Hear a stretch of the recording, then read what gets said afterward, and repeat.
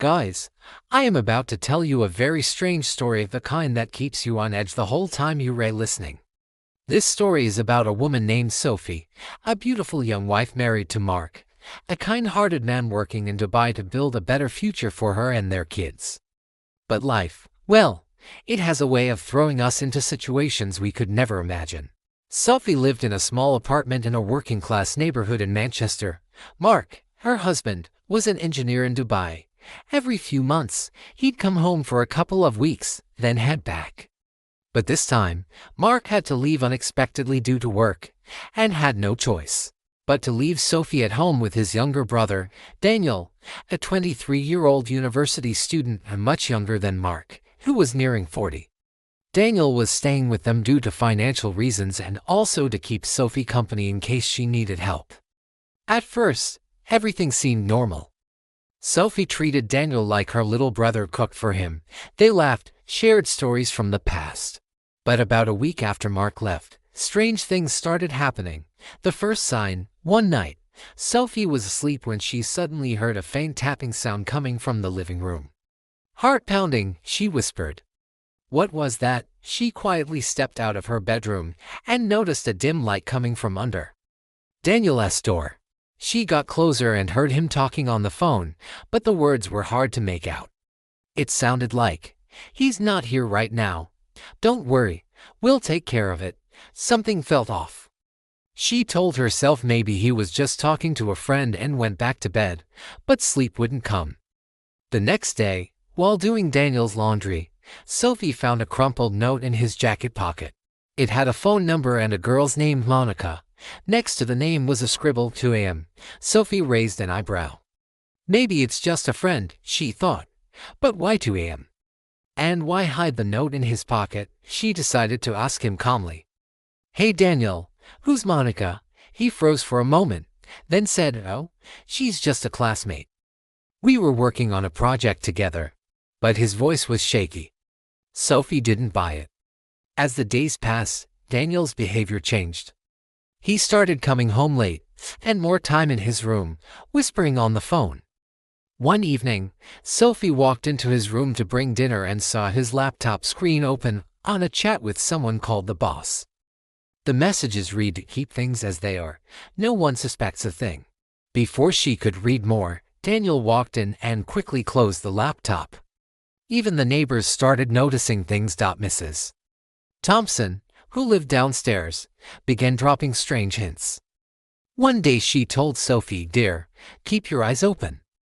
I've seen Daniel sneaking up to the rooftop at night, and he is not alone." Sophie laughed nervously. "Oh, Mrs. Thompson, he's like a brother to me." But deep down, doubt was growing. The rooftop, at night, with who? Then everything changed. About a month after Mark's sudden departure, Sophie got a call from him. His voice was awful low, tense. "Sophie, I know I've been distant, but I'm in serious trouble. There are people after me. And they might know where you are." Sophie froze. "What? Who are you talking about?" Mark replied, "No time to explain.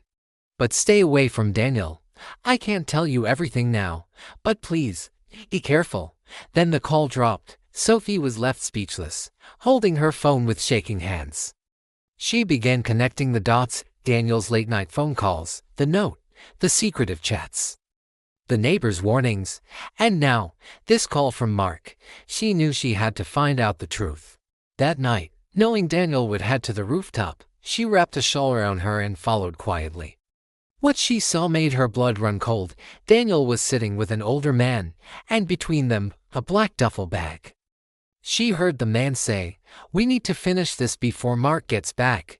Sophie nearly screamed but covered her mouth and rushed back downstairs. The next day, she confronted Daniel. "I saw you last night," she said. "Who was that man? What's going on?" Daniel tried to dodge the question, but when he saw she wasn't backing down, he broke. He told her the truth. It turned out Mark had been involved in a smuggling case in Dubai.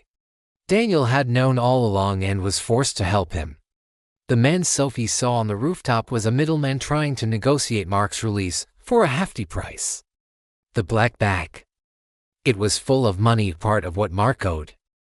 Daniel wasn't hiding things to harm Sophie, he was trying to protect her. Sophie was shaken to the core. Daniel, the brother-in-law she trusted, had been hiding this all along, and Mark, the man she loved, was living a life she never knew about. She tried calling Mark again. No answer. 2 days later, the police came to the apartment. Mark had been arrested in Dubai, charged with smuggling. Sophie, devastated but determined, made a choice. She left the apartment, moved in with her parents, and started working at a small shop to support herself. That experience taught her a hard truth: trust is a double-edged sword. Even when you love someone deeply, you need to ask questions, because sometimes the people who love you most are the ones hiding the darkest secrets. Not always to hurt you, sometimes to protect you or themselves. Now, whether this story is real or not, I'll leave that for you to decide. But one thing's for sure: life is full of surprises, and not everyone we trust is exactly who they seem to be.